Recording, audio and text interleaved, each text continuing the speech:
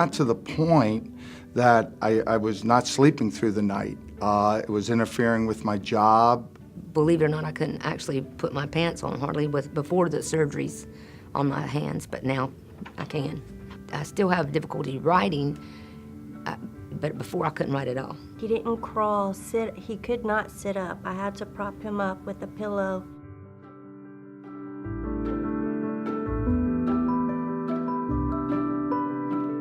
Innovation doesn't happen without research. We are always striving to find new ways of doing things, new procedures. Through research, we're able to adapt to the changes, when we're able to modify procedures and/or the products that we use for orthopedics to improve patient care. My name is Christy Cadd, and I am the Executive Director of the OrthoCarolina Research Institute. OCRI is very well known in the research industry, but very few people in the Charlotte community even know that we exist. The OrthoCarolina Research Institute, or as we call it, OCRI, OCRI, is a nonprofit 501c3 research organization that is solely dedicated to research and education for the advancement of orthopedic health care.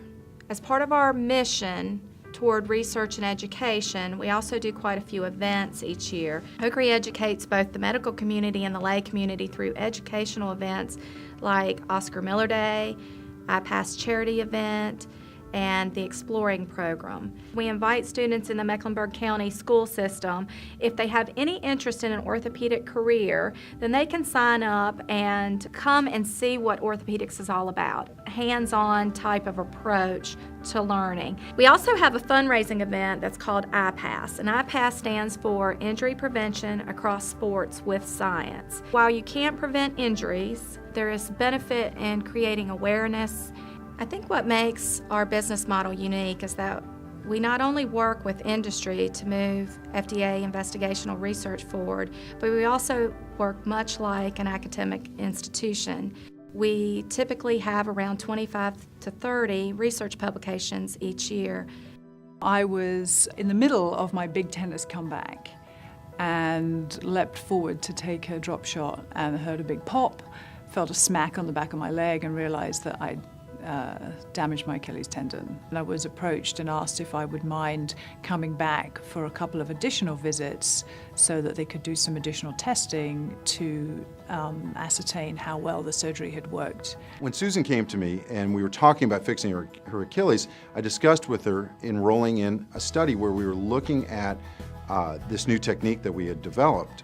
She was very interested in whatever was state-of-the-art and could return her to activity quicker. So it seems to have worked very well. And everybody who sees my ankle are always amazed, and they're looking for the scar. I'm back walking again and playing tennis, actually hiked to Machu Picchu in the summer, so I thought that was a pretty good test of the strength of my leg. She's close to 2 years out from her procedure. She's playing tennis daily, working with her trainer, and she's very pleased with her outcome. She's able to do everything that she was doing before. If I asked her today whether she would do it again with this type of technique, she said she would.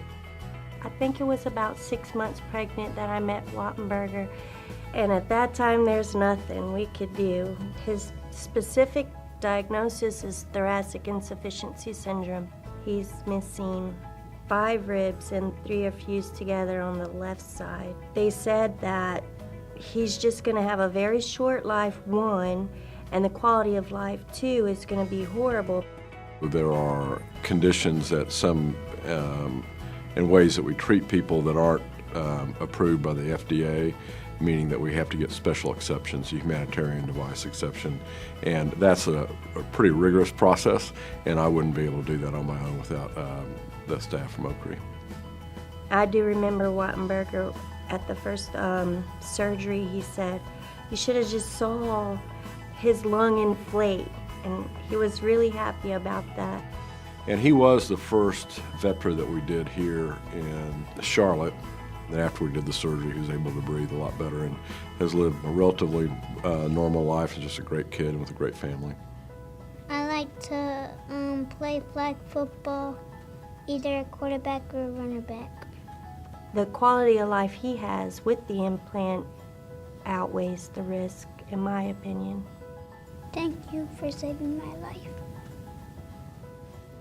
We wouldn't exist without the assistance of our research volunteers. It takes a leap of faith to try something new that is currently under review and do it unselfishly for the greater good of others. To go through these studies, if no one ever volunteers, then there's nothing that gets approved and nothing gets advanced that way. And if I was part of it, it does make me feel good. It was beneficial to others, you know, so I didn't mind doing it at all. It's not often that you get a chance to be part of a medical research project. I would definitely be involved in something similar to this again if I was ever asked. I'm happy to help, especially if I know that I'm helping other people improve their medical experience. You have to get your medical research from somewhere, so I was happy to help. The technology that's available today is going to look completely different 10, 15 years down the road, and we want to be a part of that. That's the benefit of research. It's not what it's doing today, it's what it's going to do for our kids and our grandkids 10 or 20 years from now.